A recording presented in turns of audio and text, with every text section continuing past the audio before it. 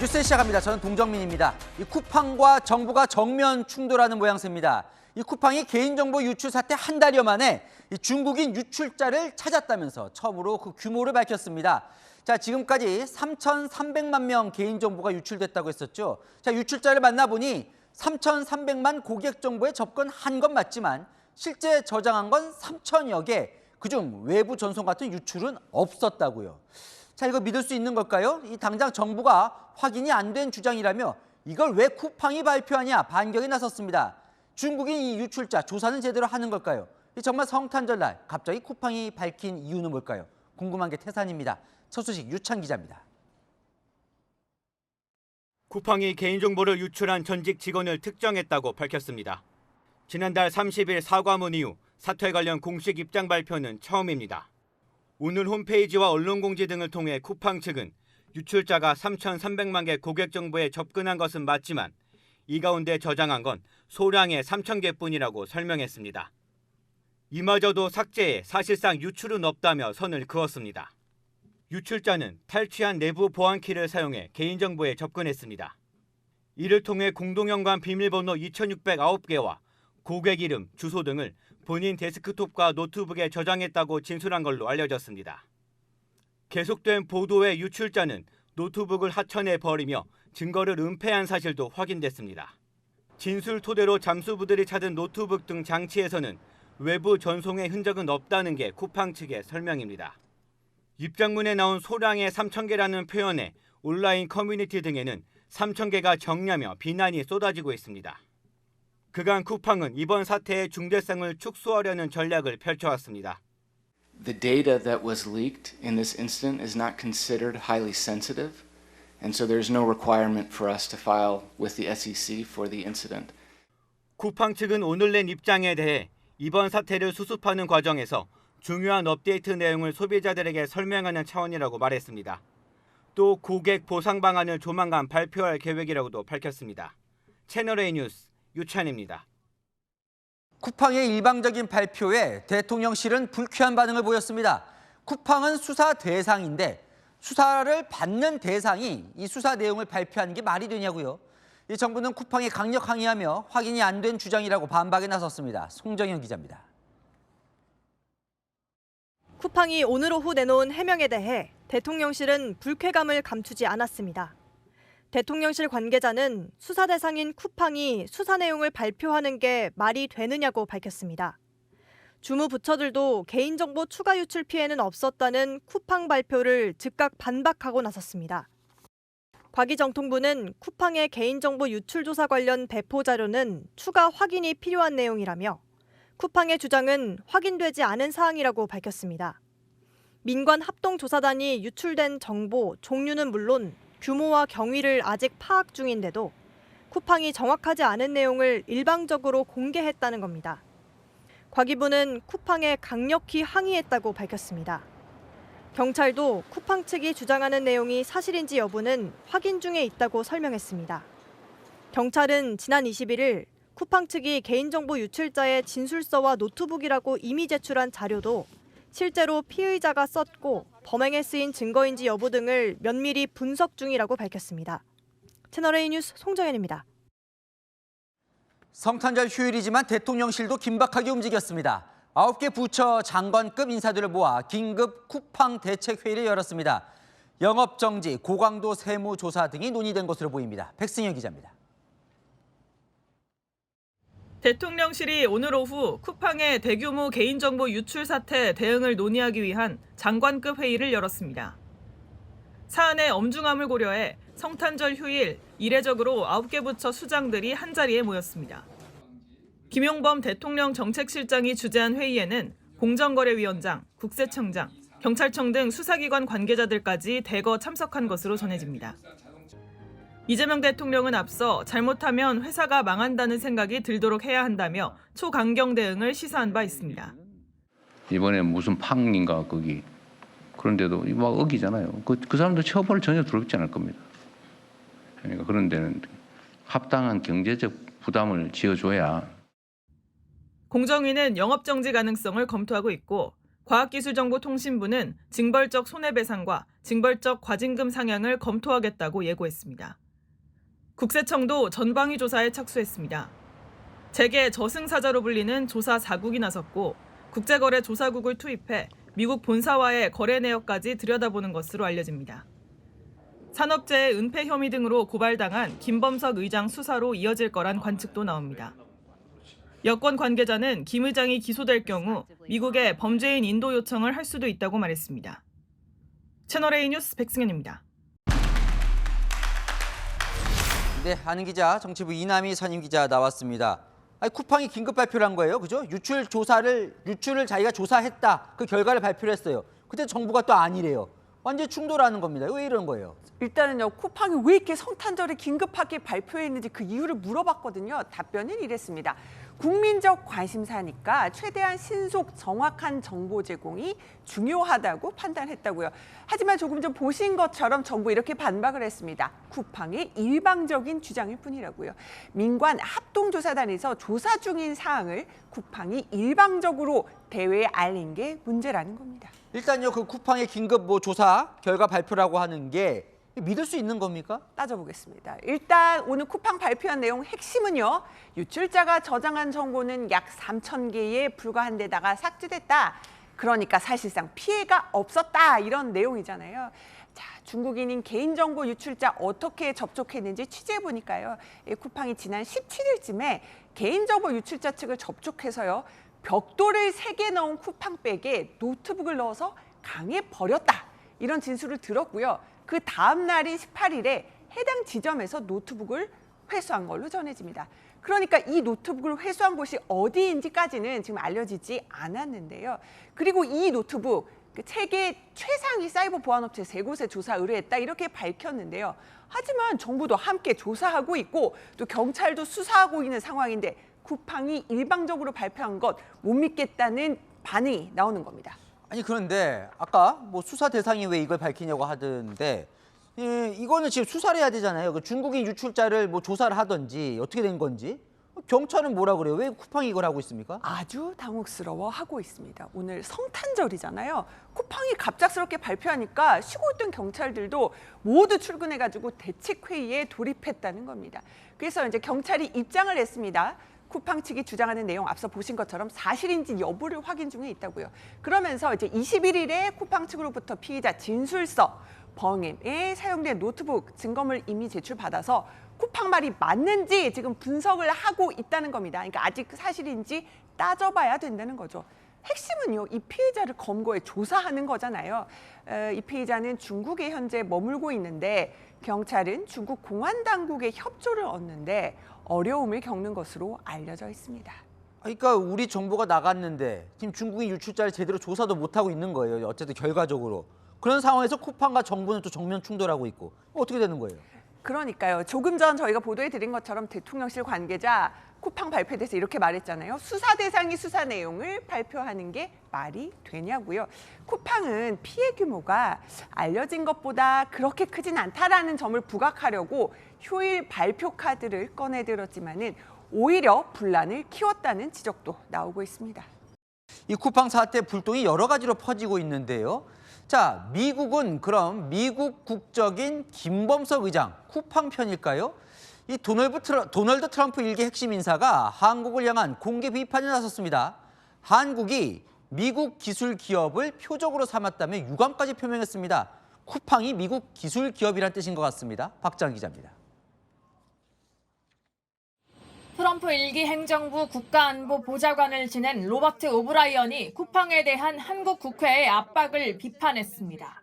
트럼프 대통령은 한국과 무역관계 재조정을 위해 노력해왔으며 한국이 미국 기술기업을 표적으로 삼아 그의 노력을 훼손하는 일은 매우 유감스러울 것이라고 썼습니다.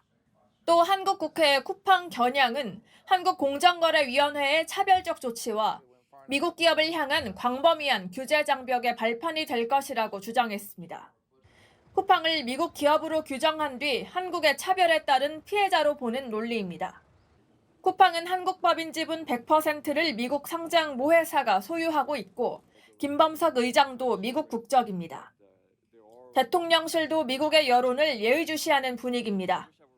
오늘 열린 긴급회의엔 외교부 장관과 안보라인도 참석시킨 것으로 전해집니다. 미국 쪽으로 네트워킹이 굉장히 잘 돼 있는 분이고 자국 기업이 차별받는 상황에 대해서 상당히 좀 민감하게 반응하고 있기 때문에 중기적으로 조금은 마찰을 빚을 수 있는.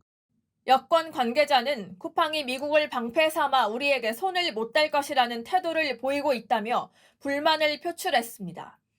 쿠팡은 미국 행정부와 의회를 대상으로 한 로비 활동에 $10,000,000, 우리 돈으로 150억 원 넘게 쏟아부은 것으로 알려집니다. 채널A 뉴스 박재환입니다. 쿠팡의 반격일까요? 쿠팡이 미국 현지에서 한국 정부가 쿠팡을 위협하고 있다며 여론전에 나선 정황이 포착됐습니다. 자, 미국 정부를 움직여서 한국을 압박하려는 시도를 편다는 관측도 나오는데 우리 정부 쿠팡의 바람대로 안 될 거라며 불편한 기색도 보였습니다. 장호림 기자의 단독 보도입니다. 이달 초 미국 워싱턴에서 열린 국제무역협회 포럼에 참석한 로버트 포터 쿠팡 글로벌 대외협력 최고 책임자. 온라인 플랫폼법 규제를 놓고 한국 정부와 국회의 위협이란 강도 높은 문구를 사용했습니다. Particularly problematic in Korea. So there's specific language on network usage fees, on online platform regulation. That's something that the Korean government, the National Assembly, has threatened to move forward with. On exports, not just. 온플법은 대형 온라인 플랫폼의 독과점을 막기 위한 법안으로 그간 국내 업체들은 규제 과잉이라며 반대가 거셌습니다. 로버트 포터는 전직 트럼프 행정부 1기 비서관 출신으로 미국 내 영향력을 무시할 수 없는 인물입니다. 그만큼 미국 내 대관 활동을 통해 압박하는 것 아니냐는 해석이 나오고 있습니다. 여론조언 성격도 강하고요. 미국 회사들 아니니까 자기들도 가만히 있지 않고 만약에 계속 하게 되면 거기에 대한 적절한 조치를 취하겠다 뭐 그런 의미로. 미국 내 전방위 쿠팡 두둔하기가 두드러지는 가운데 미 공화당 의원의 한국 정부가 미국 기업을 공격한다는 기고글 등 여론전이 이어지고 있습니다. 쿠팡 측은 이에 대해 따로 밝힐 입장은 없다고 말했습니다. 채널A 뉴스 장호림입니다. 민주당이 동생 압박 카드를 꺼냈습니다. 알고 보니 김범석 의장의 친동생이 한국 쿠팡 부사장이었다며 청문회에 부르겠다는 겁니다. 김 의장이 동생의 경영 사실을 숨기고 이 대기업 총수 지정을 꼼수로 회피한 것은 아닌지도 살펴볼 계획입니다. 최지원 기자입니다. 책임을 지지 않는 사람들하고 얘기하는 그런 느낌이었다. 김범석 의장하고는 전혀 소통이 안 되는 것처럼 본인들하고는 그런 식으로 얘기해서. 쿠팡 본사를 항의 방문한 뒤 답답함을 토로한 민주당 의원들.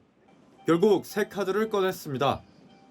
오는 30일 쿠팡 청문회에 김범석 쿠팡 INC 의장의 동생, 김유석 배송캠프관리부문 부사장을 부르기로 한 겁니다.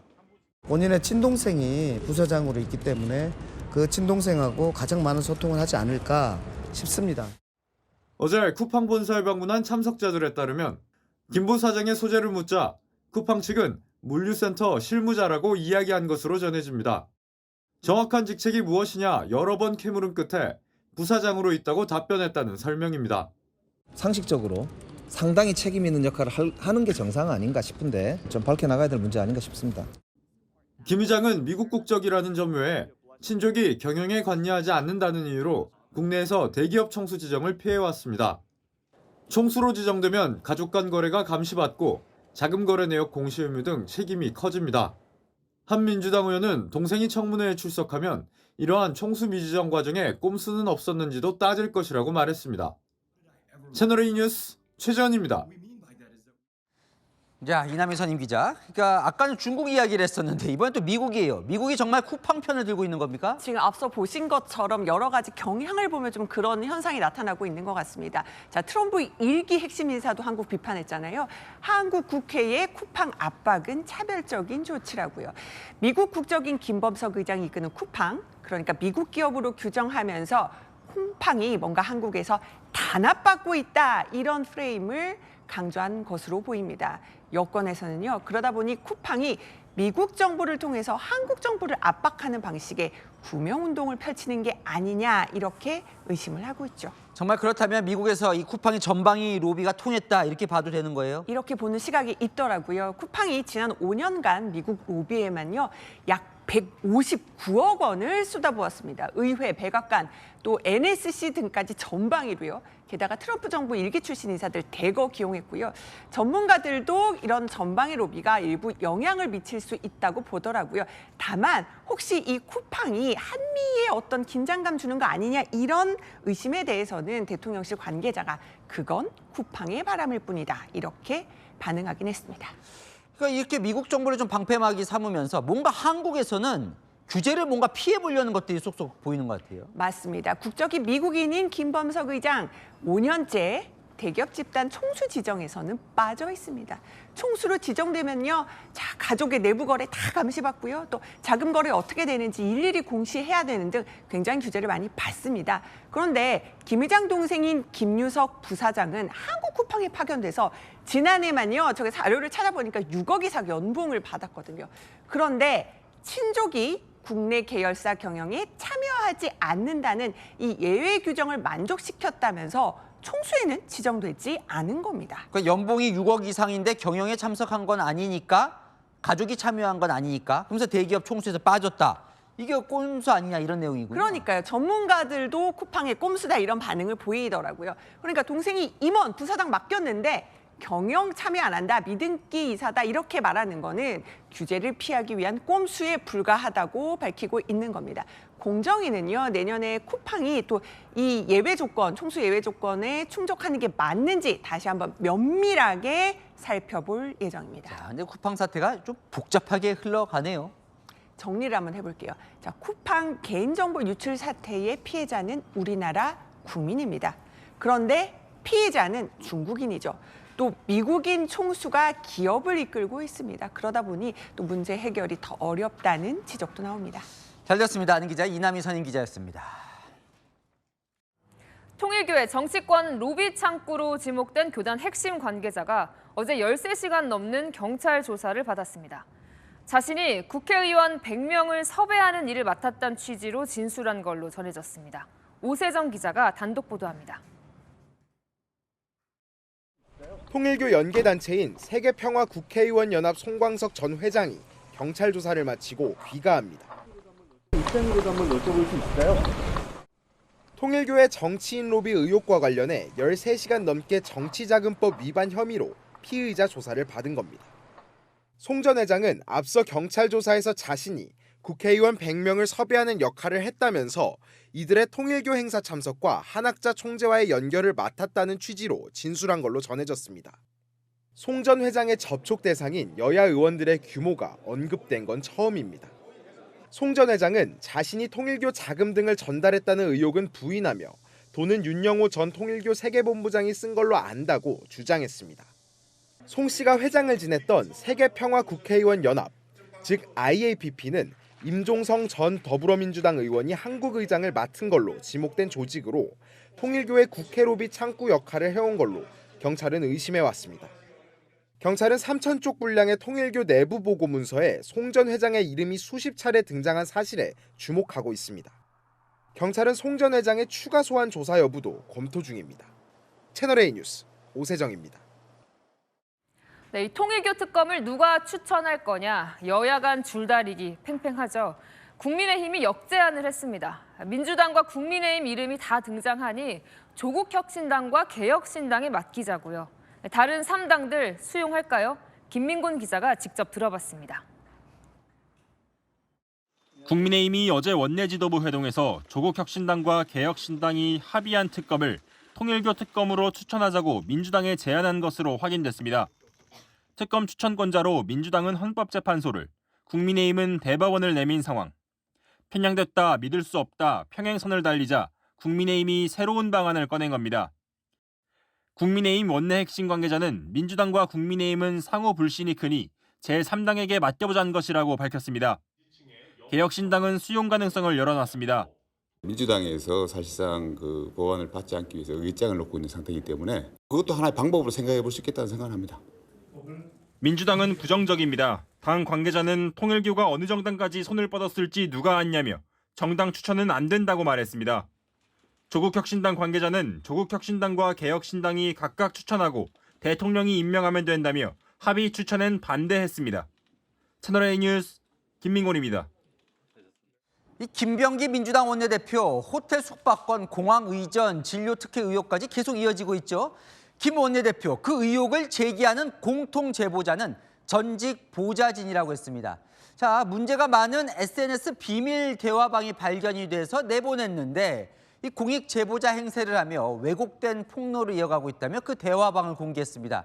전직 보좌진 측은 허락 없이 공개했다며 통신비밀보호법 위반 혐의로 김 원내대표를 고소했습니다. 이해주 기자입니다. 김병기 더불어민주당 원내대표의 전직 보좌진이 보라매 병원 관계자에게 보낸 문자입니다. 최대한 빨리 진료를 받아보셨으면 한다고 하자 병원 관계자는 진료 의뢰서는 없어도 된다. 편하신 시간에 오시면 진료 보실 수 있게 해드리겠다고 답합니다. 김 원내대표 측은 예약 부탁이 특혜 의전 지시로 둔갑했다며 또 그 사람들의 제보로 보인다고 했습니다. 김 원내대표가 지목한 그 사람들은 전직 보좌진입니다. 최근 각종 의혹의 폭로자로도 지목하며 반격에 나섰습니다. 김 원내대표는 고심 끝에 실체를 공개한다며 교묘한 언술로 공익 제보자 행세를 하고 있다고 주장했습니다. 그러면서 전직 보좌진들의 SNS 비밀 대화방을 공개했습니다. 내란 희화화, 여성 구의원 성희롱, 가족에 대한 폭언이 담긴 대화방을 본 뒤 직권 면직 통보했다고 밝혔습니다. 전직 보좌진 측은 지난 1년 김 원내대표의 협박에도 불구하고 진실을 밝히겠다며 대화방에 불법적인 내용은 전혀 없었고 성희롱 주장도 명백한 허위 사실이라고 강조했습니다. 김 원내대표에 대해 통신비밀보호법 등 위반 혐의로 경찰에 고소했습니다. 채널A 뉴스 이혜주입니다. 한동훈 전 국민의힘 대표가 장동혁 대표를 향해 노고가 많았다 공개 칭찬을 건넸습니다.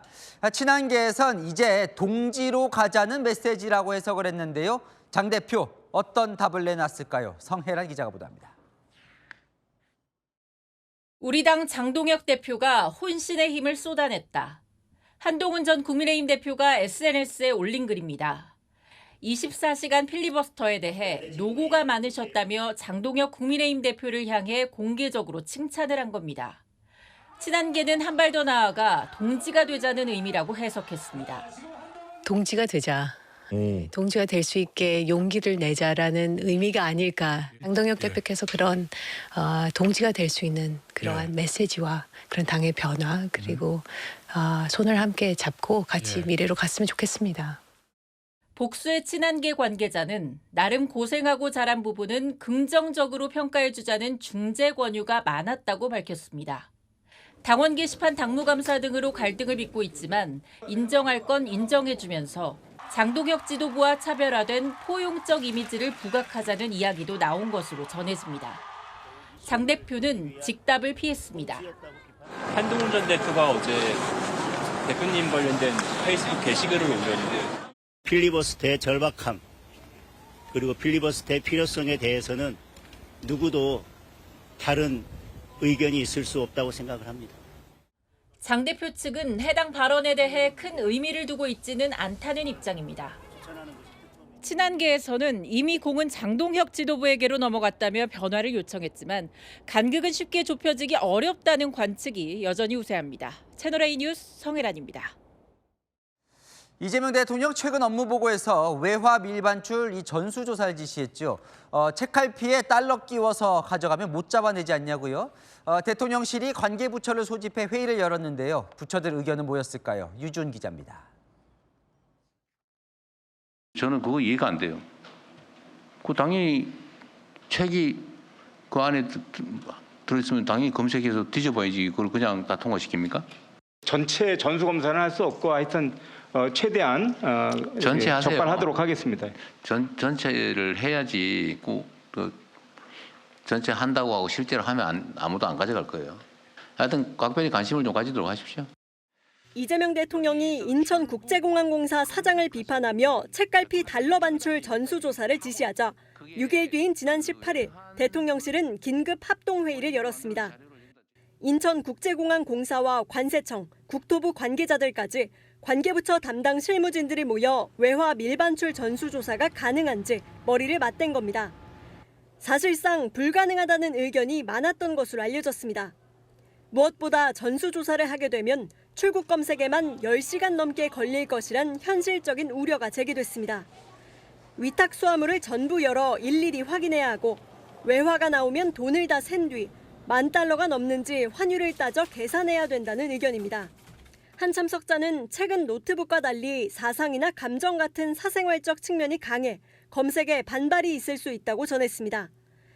출국장 엑스레이 판독 화면을 세관과 실시간 공유하거나 세관 직원이 상주해 무작위 판독하는 방안 등 전수조사를 대체할 수 있는 대안도 여럿 논의됐지만 뚜렷한 결론을 내지는 못한 것으로 전해집니다. 채널A 뉴스 유주은입니다. 네, 성탄절과 함께 강력한 한파가 찾아왔습니다. 내일은 더 춥다는데요. 서울의 체감 온도가 영하 18도까지 떨어지면서 올겨울 들어 가장 추울 걸로 보입니다. 당장 오늘 밤부터 기온이 뚝 떨어진다는데 현장에 나가 있는 취재기자 연결해 자세한 상황 알아보겠습니다. 네, 이현윤 기자, 지금 얼마나 춥습니까? 네, 한낮에도 온종일 영하의 날씨로 추웠는데 해가 지면서 기온은 더 떨어져서 지금은 영하 7도입니다. 바람까지 강하게 불어서 체감 온도는 영하 14도인데요. 제 뒤로 보이는 홍제천 인공폭포도 벌써부터 곳곳이 얼어붙었습니다. 목도리, 장갑, 귀마개까지 방한용품으로 꽁꽁 싸매고 나왔지만 살을 내는 추위에 비명이 절로 나옵니다.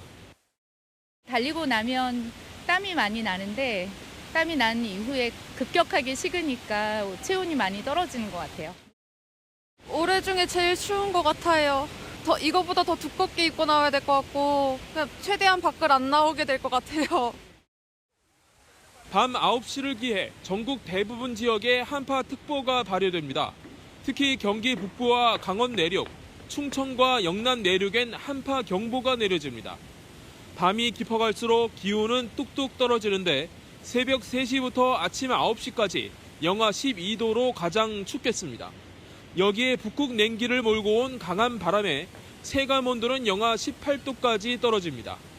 이 밖에 대관령 영하 18도, 철원 영하 17도, 광주 영하 5도, 대구 영하 8도, 부산 영하 6도 등 전국이 꽁꽁 얼어붙겠고 낮에도 영하권으로 종일 춥겠습니다. 수도관과 계량기 동파에 대비하셔야겠습니다. 우리나라 5km 상공으로 영하 30도의 찬 공기가 내려오고 지상에서는 찬 대륙 고기압이 확장하면서 영하 15도 안팎까지 내려가는 곳이 있겠습니다. 이번 추위는 내일 절정에 달한 뒤 토요일부터 점차 풀리겠습니다.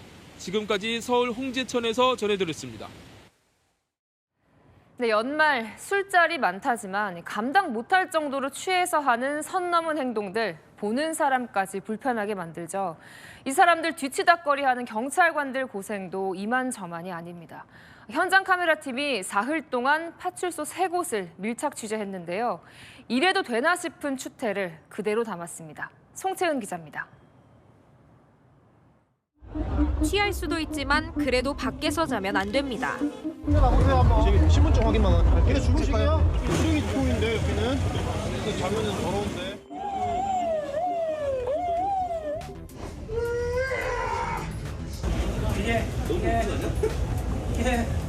경찰차로 태워가 푹신한 돗자리에 베개까지 챙겨줬으면 한숨 자고 일어나 겸연쩍게 귀가하면 됐을 일입니다.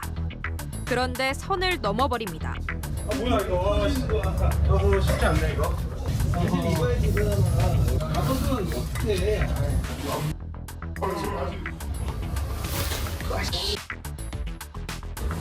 바지만 입어요. 테이프로 못 붙이나? 벗으려는 자와 덮으려는 이의 실랑이. 테이프로 고정해놓은 것도 다 뜯더니 파출소 문 밖으로 기어나가고야 맙니다. 있어요.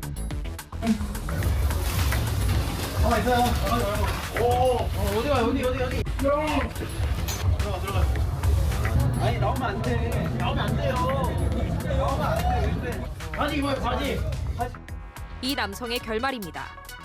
자 우리 그러는 날로 혈압 검 체크할게요. 자 우리 수차례 얘기했는데도 계속 바지를 벗고 있어요 우리. 연말에 자리하다 보면 친구와 싸울 수도 있습니다. 내가 만들어 봤잖아. 내가 살면서 파출소에서 물 한 잔 주며 화해시켰을 때 그냥 돌아갔으면 될 일입니다. 안 싸울 거예요? 안 싸우겠습니다. 네, 그러면 귀가하시면 돼요. 같이. 여기도 선을 넘으면 문제가 됩니다. 아까 그분은 일어나요. 선생님. 때린 거 맞잖아. 왜 그래? 왜 그래가 아니고 억울해서 그런 거야. 빨리 집에 가세요. 조심히 들어가세요. 튀기에 경찰차로 뛰어든 선택을 책임질 차례입니다. 어머. 하고 싶은 겁니다. 만취자의 민폐가 누군가에게는 낭패입니다. 선생님, 집이 어디예요? 밖에서 자면 위험해요. 네. 아, 보지 마. 아, 토했어요? 공연을 준비하던 길거리 음악가의 수금함에는 돈 대신 토사물이 쌓였습니다. 일상이에요. 구토한 여성 겨우 데려와 앉히니 안에서는 또 다른 실랑이가 한창입니다.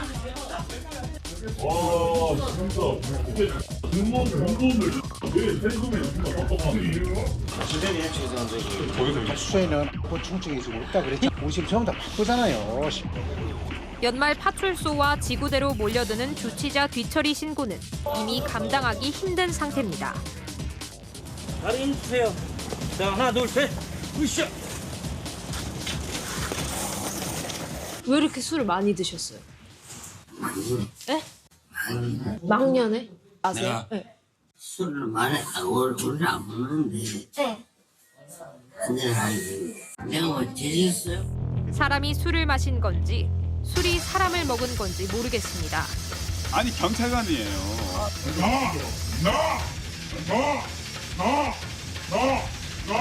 당연히 그럼 보죠. 잘 맞고 본다. 영화가 완전히 무능한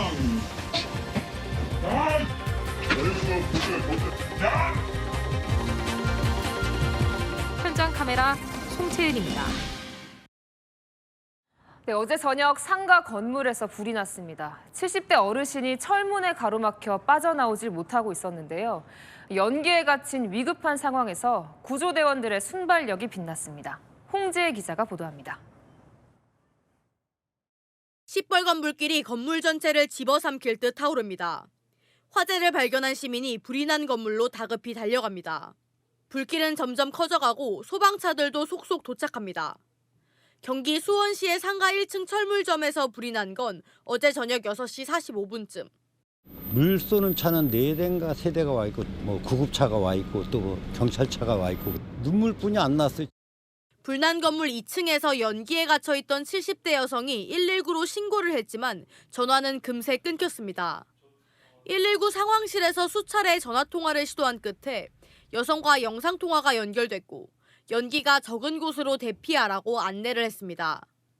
하지만 여성은 1층 철문이 막혀 있어 탈출할 수 없다고 다급히 상황을 알렸습니다.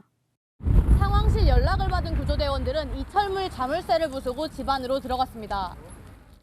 화재 신고가 접수된 지 14분 만에 70대 여성은 산소 마스크를 쓴 채 부축을 받으며 병원으로 옮겨졌습니다. 다행히 생명에는 지장이 없는 걸로 전해졌습니다.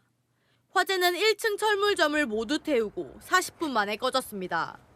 경찰과 소방당국은 정확한 화재 원인을 조사 중입니다. 채널A 뉴스 홍지혜입니다.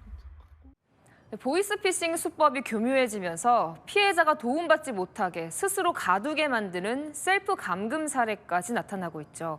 실제로 속아 넘어갈 뻔했던 남성, 전단지 덕분에 위기를 넘겼습니다. 어떤 내용이었을까요? 김세인 기자가 보도합니다.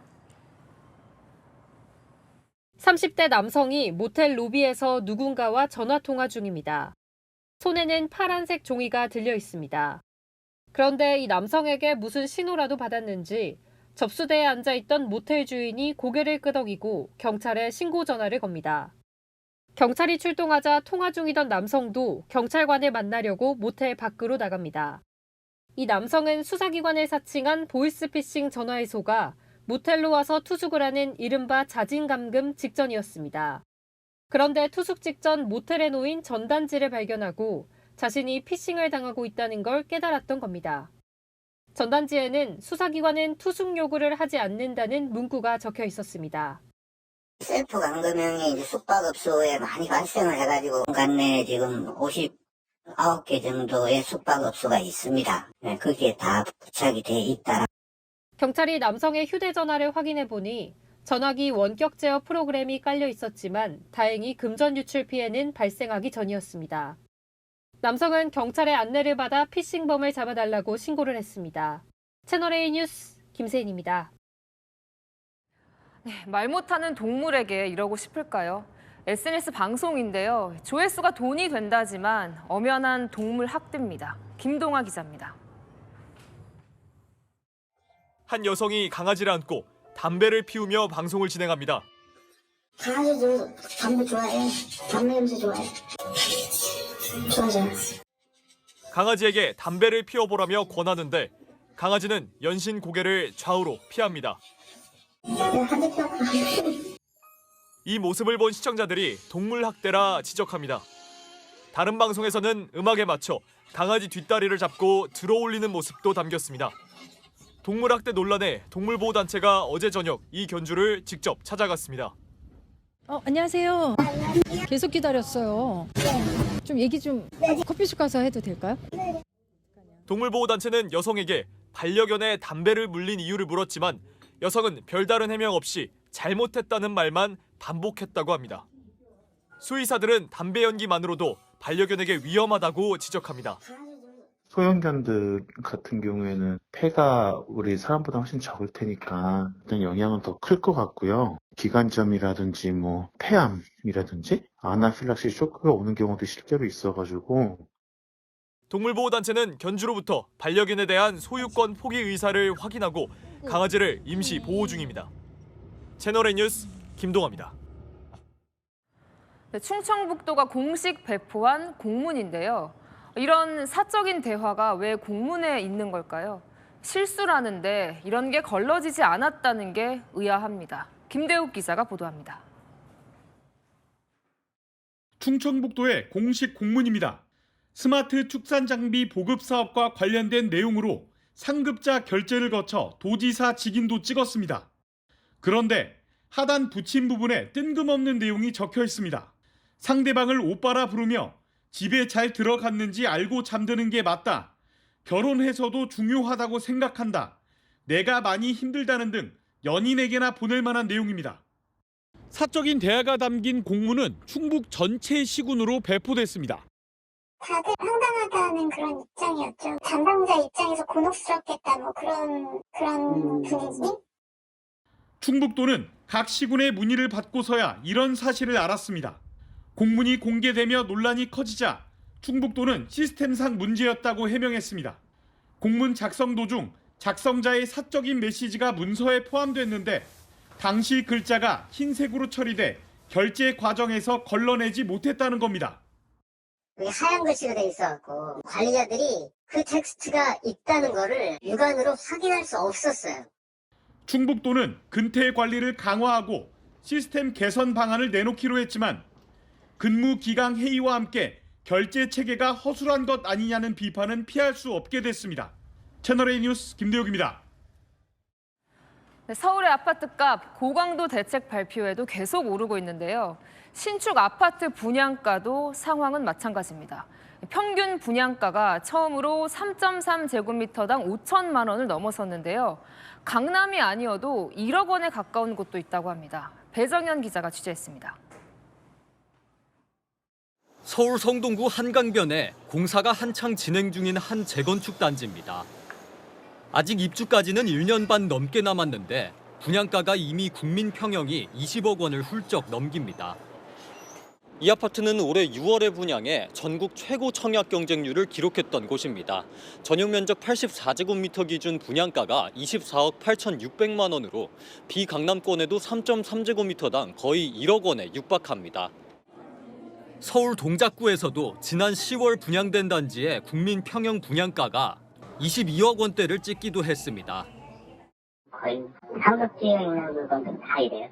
건축비도 많이 올랐고 분양가는 그렇게 안 높았어요. 한사 기준으로도 한 16억 그 정도. 실제로 최근 1년간 서울 아파트 평균 분양 가격이 3.3제곱미터당 처음으로 5천만 원에 진입했습니다. 역대 최고치로 지난 6월 4천만 원대를 찍은 이후 1년 반 만에 1,000만 원이 오른 겁니다. 원자재값 등 건축비 부담이 분양가 상승을 견인한 데다 강남구의 한강변 아파트 선호도가 몰린 영향이란 분석입니다. 결국 한강변에 자리 잡고 있는 아파트들이 인기가 높아지고 강남 다음으로 집값이 오르면서 분양 가격도 동반해서 상승한 것으로 분석됩니다. 내년에도 분양가 상승세는 지속될 거란 전망입니다. 채널A 뉴스 배정현입니다. 네, 추위가 매섭단 말이 절로 나오는 하루였는데 도심은 성탄 분위기를 즐기러 나온 시민들로 북적북적했습니다. 서울 명동은 평소보다 외국인 관광객들이 더 몰렸는데요. 한국에서 맞는 성탄절은 어떤 매력이 있을까요? 권경문 기자가 거리로 나가 만나봤습니다. 서울 명동거리. 오후부터 성탄 분위기를 즐기는 시민들로 내내 북적였습니다. 가족이나 친구, 연인들 사이에 외국인 관광객들을 쉽게 만날 수 있습니다. 거리 다니면 이제 한국어보다 제가 좀 못 알아듣는 언어가 더 많아가지고 외국인 관광객이 진짜 많아요. 영화의 한파 속에 귀마개와 목도리로 중무장한 외국인들. 화장품과 생활용품 상점에는 한국 물건을 사려는 외국인들이 쇼핑백을 들고 줄지어 있습니다. 길거리 음식도 사서 맛보고 거리에 세워놓은 크리스마스 트리를 배경으로 추억을 사진에 담습니다. Very famous over here. The shopping street is very famous, and the Christmas market, everything, lots good food to eat. So it's a good, different experience than India. 성탄절 미사를 앞둔 명동 성당 앞 크리스마스 트리에는 외국인들이 자신들의 언어로 적은 손글씨 소원이 곳곳마다 걸려 있습니다. 드라마와 영화, 음악 등 K 콘텐츠 덕분에 커진 한국 문화에 대한 호기심은 이들을 한국으로 이끌었습니다. So one of the reasons we chose to come to Korea was because of K-pop, just to get an idea of what it would be like to experience Christmas here in Korea. Definitely we also enjoy like K-pop or gay drama, things like that. Yeah, I mean we wanted to enjoy the winter holiday there. It's the best place to celebrate Christmas. 올해 한국을 찾은 외국인 관광객이 사상 최대를 기록한 가운데 K-성탄은 외국인도 함께 즐기는 휴일로 거듭나는 중입니다. 채널A 뉴스 권경문입니다. 자, 이 부모님들 아이들 동심 지켜주려고 크리스마스 날 아침에 산타의 흔적을 남기기 위해 여러 노력했었는데요. 이제 편해졌습니다. AI로 산타가 방문한 인증 영상 만들면 되는데 이 보시면 알겠지만 아이들이 믿지 않을 수 없을 것 같습니다. 이서영 기자가 보여드립니다. 어린이가 곤히 잠든 방에 선물 보따리를 둘러맨 산타 할아버지가 들어옵니다. 카메라를 발견하고는 조용히 하라고 손짓하더니 선물 상자를 이불에 올려놓고 몸을 돌려 나갑니다. 실제 자녀 모습의 산타를 합성한 AI 제작 영상인데 SNS에 올리자마자 만드는 법을 알려달라는 댓글이 1,000개 넘게 달렸습니다. 산타 할아버지가 선물 상자를 내려놓고는 잠든 어린이를 쓰다듬어 줍니다. 엄마가 잘 들으면 산타 할아버지가 또 올게요. 호호호. 4살 난 정서진 군의 부모님이 만든 AI 영상입니다. 기억 안 나는 게 생각났어요. 산타 할아버지가 어딜 와가지고 신발가 넣어줄 것 같아 걱정됐어요. 아빠가 산타 분장을 해왔다가 올해는 AI 도움을 받았습니다. 아빠들이 분장을 하고 이렇게 흉내를 냈는데 사실 티도 많이 나고 편하게 추억을 만들어줄 수 있는 것 같아서 AI에 실제 자녀 사진을 입력하고 산타를 합성해달라고 해 사진을 만든 다음 사진을 동영상 생성 애플리케이션에 옮기면서 산타가 할 행동을 구체적으로 입력해 만듭니다. 70년째 산타 비행 경로를 알려온 북미항공 우주사령부도 동심 수호에 나섰습니다.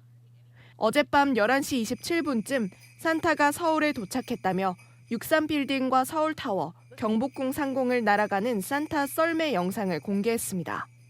채널A 뉴스 이서영입니다. 앞서 전해드린 것처럼 내일은 올겨울 최강 한파가 찾아오는데요. 사망까지 이를 수 있는 한랭 질환 조심하셔야겠죠. 가장 큰 적 중 하나가 바로 술입니다. 술. 이 술을 마신 상태로 추위에 노출되면 얼마나 위험한지 김승희 기자가 알려드립니다. 뚝 떨어진 기온에 등산객들은 방한용품으로 몸을 무장했습니다. 긴팔 집티, 그다음에 이거 조끼 5겹 입었어요. 목도리 하고 그다음에 이렇게 모자 딸린 모자라든지. 3분만 앉아 있어도 땀이 식으면서 너무 추워가지고 정말 필수적인 거는 장갑. 그런데 하산 지점 인근 식당가로 가보니 산행 후 거하게 술 마신 사람들이 많습니다. 모자는 쓰다 말았고 부축을 받아 걷습니다. 소맥해가지고 맥주 한 병에 소주 반 병 정도 될 거야. 기분 좋고 괜찮죠. 추운 날 과한 음주는 한랭 질환의 위험을 높입니다. 자율신경계 기능이 떨어져 체온 유지가 어렵기 때문입니다. 한랭 질환은 체온이 35도 아래로 떨어지는 저체온증이나 말단 혈액순환이 안 되는 동상 등이 있습니다. 이번 달 서울에서 발생한 한랭 질환자 9명 중 3명은 음주 상태였습니다. 또 지난 겨울 서울의 한랭 질환자 가운데 약 절반이 65세 이상인 만큼 고령자들은 더 유의해야 합니다. 잠깐 밖에 있었는데도 금세 이렇게 손이 빨개졌는데요. 손이나 귀처럼 직접 외부에 노출되는 부위는 이렇게 보호해주는 게 가장 좋습니다. 내복을 입는 것만으로도 약 2.4도씨의 보온 효과가 발생, 공기층이 열 손실을 줄이기 때문에 얇은 옷을 여러 겹 입으시는 것이 체온 유지에 더 효과적입니다. 한랭 질환은 실내에서도 발생합니다. 최소 18도 이상의 적정 온도 유지가 중요합니다. 채널A 뉴스 김승입니다. 평화가 깃들어야 할 성탄절. 오히려 북한은 성탄절에 맞춰 우리를 신무기로 위협했습니다. 핵 추진 잠수함 동체 전체를 처음 공개하면서 우리의 핵 잠수함 개발 계획을 맹비난했습니다. 김정근 기자입니다. 김정은 북한 국무위원장이 딸 주혜와 함께 잠수함 건조 현장을 둘러보고 있습니다. 김 위원장 뒤로는 침략자 미제와 대한민국 것들을 쓸어버릴 무기라는 문구도 눈에 띕니다. 북한은 오늘 8,700톤급 핵추진 잠수함 건조 현장을 공개했는데 동체 전부가 공개된 건 이번이 처음입니다. 북한은 이 잠수함을 두고 핵동력 전략 유도탄 잠수함이라고 밝혔는데 단순 핵추진 잠수함을 넘어 탄도미사일 탑재가 가능하다는 점을 부각한 겁니다. 전문가들은 북한이 잠수함 동체를 공개하고 나선 만큼 조만간 진수식이 이뤄질 수 있다고 내다봤습니다. 특히 잠수함에 동력을 제공할 소형 원자로 기술은 러시아로부터 제공받았을 거라는 분석이 나옵니다. 김 위원장은 이 자리에서 한국의 핵추진 잠수함 도입 계획을 공개적으로 비난하고 나섰는데 김 위원장이 이 문제를 직접 언급한 건 처음입니다. 서울의 청탁으로 워싱턴과 합의된 한국의 핵잠수함 개발 계획은 반드시 대응해야 할 안전 위협으로 간주한다. 이에 더해 북한은 국방성 담화를 통해 미 해군 핵잠수함의 부산항 입항을 비판하고 일본의 핵잠 도입설도 비판적으로 보도하는 등 공격적인 대외 메시지를 쏟아냈습니다.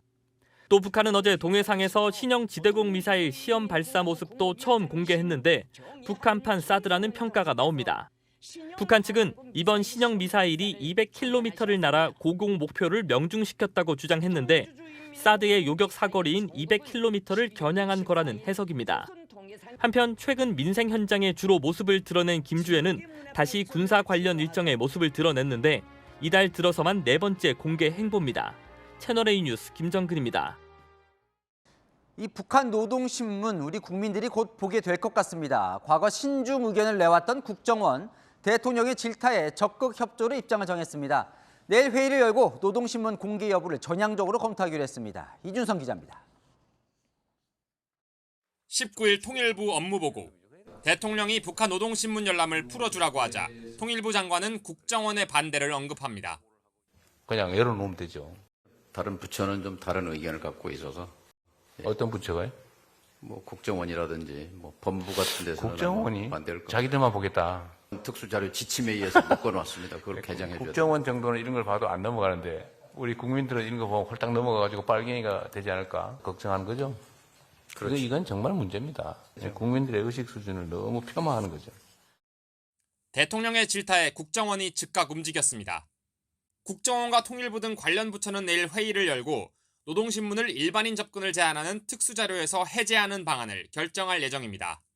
국정원은 윤건영 민주당 의원에게 제출한 자료에서 알 권리 보장 및 남북교류 활성화 차원에서 북한 자료에 접근하는 권한 확대를 긍정 검토하고 있다고 밝혔습니다. 관련 입법도 급물살을 탈 전망입니다. 국회에는 국정원의 특수자료 취급 지침을 폐지하고 통일부로 일원화하는 법과 북한 사이트 60여 개를 자유롭게 접속할 수 있게 하는 법안 등이 제출돼 있습니다. 국정원 관계자는 적극 협조할 것이라고 밝혔습니다. 채널A 뉴스 이준성입니다. 대만에 규모 6.1의 지진이 발생했습니다. 강한 흔들림에 주민들은 옷도 추스르지 못한 채 긴급히 대피에 나서야 했는데요. 베이징 이윤상 특파원이 보도합니다. 대만의 한 편의점. 갑자기 건물이 심하게 흔들리고 진열대 위 물건이 떨어집니다. 사람들은 황급히 편의점 밖으로 뛰쳐나갑니다. 음식점에선 음식을 담은 냄비들이 심하게 흔들리고 직원들은 급히 몸을 피합니다. 마트에 있던 사람들은 장보기를 포기한 채 대피했고 진열대 물건들이 쏟아지며 마트는 아수라장이 됐습니다.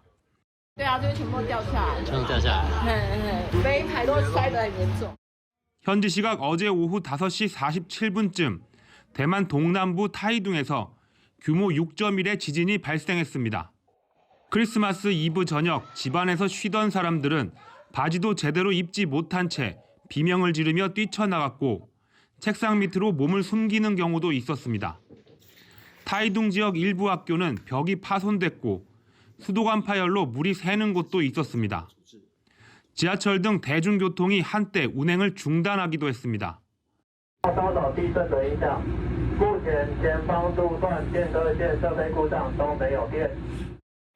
타이둥 소방당국은 이번 지진으로 일부 재산 피해가 있었지만 현재까지 인명 피해는 보고되지 않았다고 밝혔습니다. 베이징에서 채널A 뉴스 이윤상입니다. 검은 옷을 입은 남성이 편의점에 들어가 무언가를 연결합니다. 차량을 이용해 현금 인출기를 통째로 훔치려 한 건데요. 송진섭 기자가 보도합니다. 검은 승용차 한 대가 한적한 도로 한가운데 있는 크리스마스 트리 주변을 빠르게 돕니다. 그러다 대놓고 트리 주변에서 빠른 속도로 드리프트를 하기 시작하는 차량, 속도를 제어하지 못하고 그대로 트리로 돌진합니다. 현지 시각 어제 카자흐스탄 남부 사랴가시에서 한 남성이 차량을 몰다 크리스마스 트리를 들이받는 사고를 냈습니다.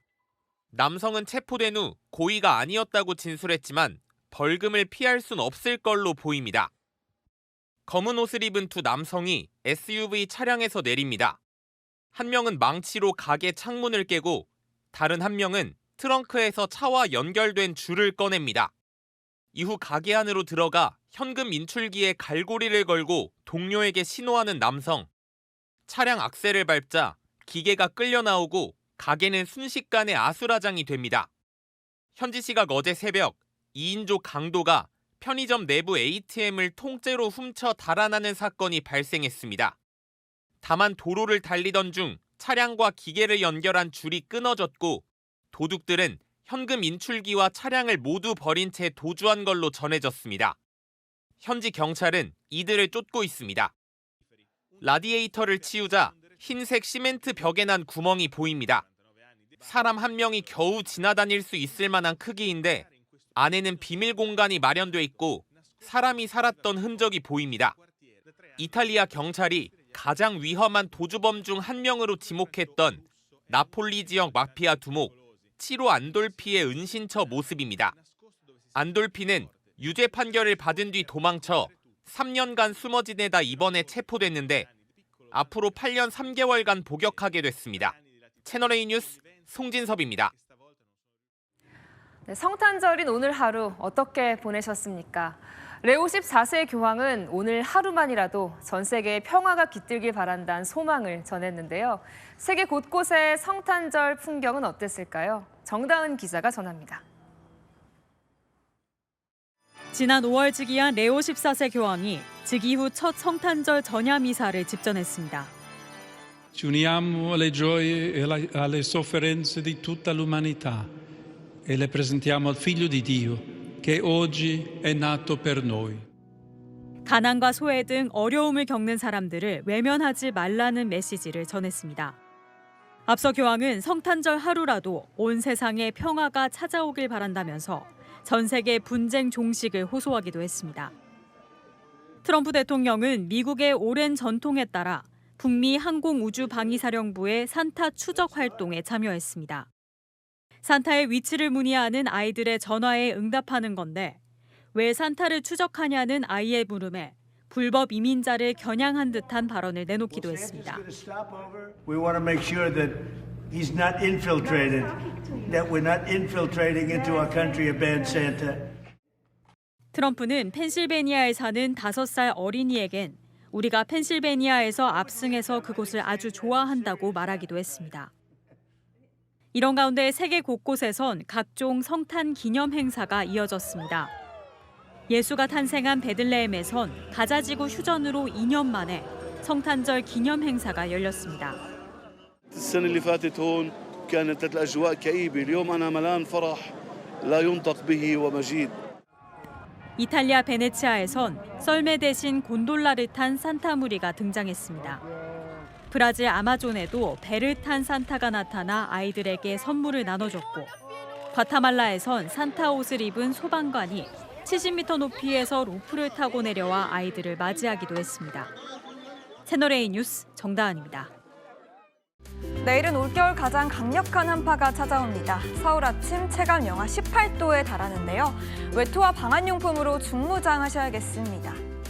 현재 전국이 한파특보로 뒤덮였고요. 경기와 강원 등지에는 한파경보 발효 중입니다. 내일 아침 10도 곤두박질하며 꽁꽁 얼어붙겠습니다. 서울 영하 12도, 칼바람에 체감 영하 18도입니다. 낮에도 서울 영하 4도, 체감 영하 8도인데요. 어린이나 노약자는 외출을 자제하는 게 좋겠습니다. 모레 아침까지 영하 9도의 매서운 한파가 이어지고요. 일요일부터 차츰 날이 풀리겠습니다. 날씨였습니다. 뉴스에 마칩니다. 시청해주셔서 감사합니다.